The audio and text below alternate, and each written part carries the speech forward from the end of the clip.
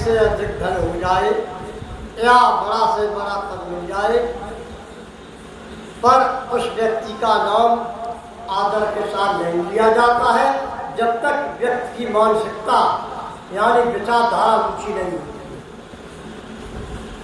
विचारधारा की ऊंचाई का पैमाना मनुष्य के हृदय में, जैसे हमारे पाणे साहब जी के हृदय में है, देखो क्या चमत्कारी करिए इन्होंने।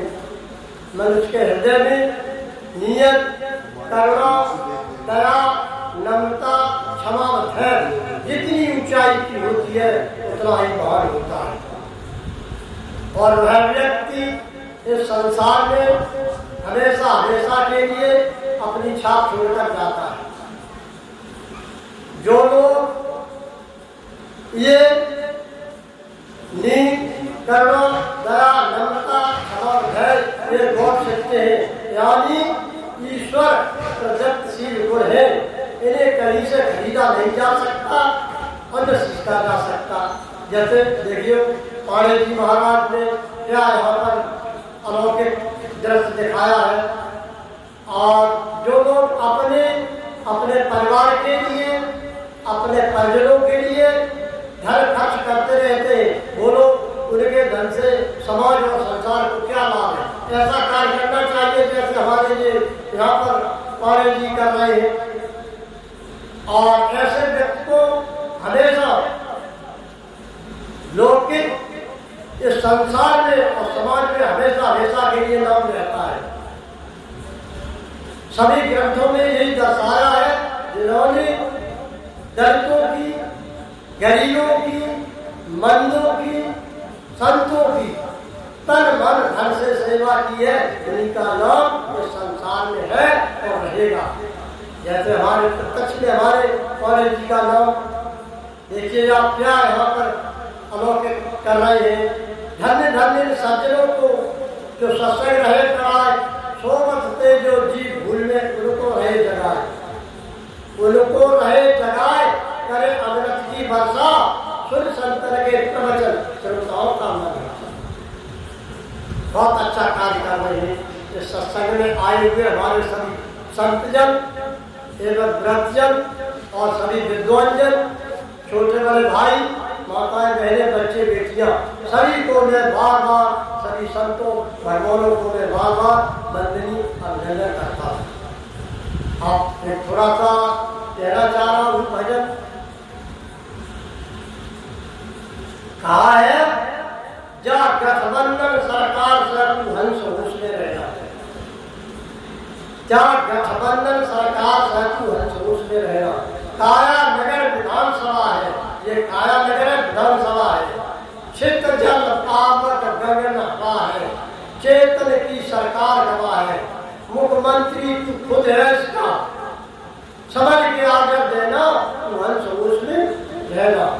काम क्रोध मद लोभ मनिष्ठ यही बिगाड़ते हैं मामला हमेशा। काम क्रोध मद लोभ मनिष्ठ इसी से बिगड़ा सभी कनिष्ठ। तन गाड़ी और बुद्धि कंडक्टर।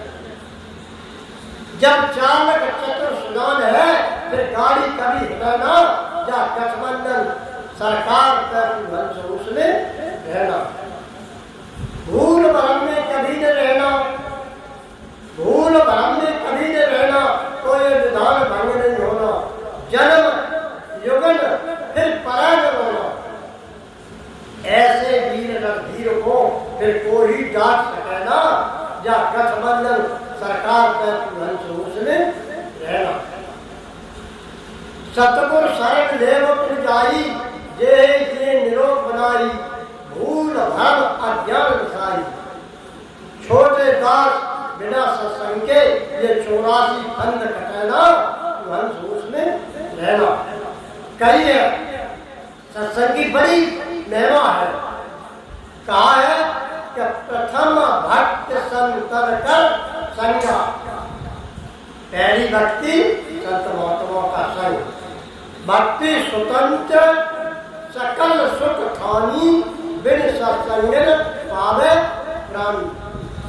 भक्ति स्वतंत्र है, सारे सुखों की खान है। जितने सुख है दुनिया में उसकी खान है। कहा है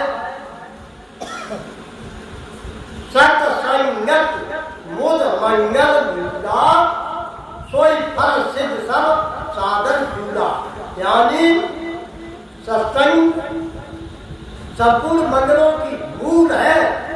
आनंद मंदिर जितने धरती पे मूल है सत्संग। मूल माने जड़। जैसे कि वृक्ष में पहले मूल होता है और अंतिम लक्ष्य फल होता है, सत्संग मूल भी है और फल भी है। और हमारे आपके जो अन्य साधन है, जो फूल पत्ती, कभी रहते हैं कभी नहीं रहते। सत्संग नौका की तरह है, इसमें बैठकर सारे दुखों को पार हो जाते हैं। सत्संग अब उधर सुंदर जात जी ने कह दिया है कि और उपाय नहीं करने का सुंदर काम है राम दुहाई। यानी उन्होंने ऐसा कह दिया है और करने का कोई उपाय नहीं है, अचूक उपाय ये सत्संग है। इसलिए हम आप बड़े प्रेम से हमेशा सत्संग करें। जैसे हमारे जी क्या क्या बढ़िया प्रोग्राम कर रहे हैं, हर वक्त हर साल करते हैं, ऐसा सुना है। और सत्संग सारे कष्टों को दूर कर देता है। सत्संग में इतनी गति है कि बगला हंस बन जाता है और कौवा कोयल बन जाता है। अर्थात रंग नहीं बदलता है, ढंग बदल जाता है, तरीका बदल जाता है। जो वाणी कौवे की तरह होती है वो कोयल की तरह हो जाती है सत्संग करने वाले की।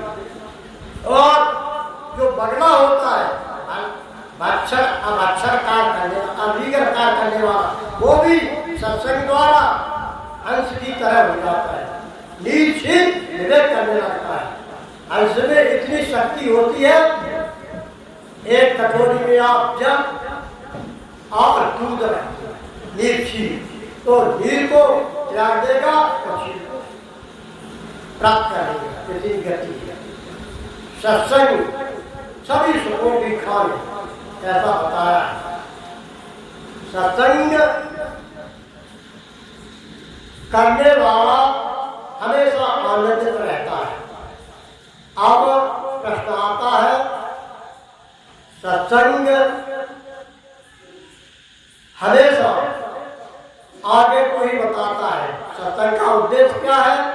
सत्कर्म, सत्क्रिया, सत्य ग्रंथों का अवलोकन, ये संसार का उद्देश्य है। उद्देश्य पूरा कब होता है? जब असत्य को त्याग दे, सत्य की तरफ चलने लगे, तो सत्संग का उद्देश्य पूरा हो जाता है। और सत्संग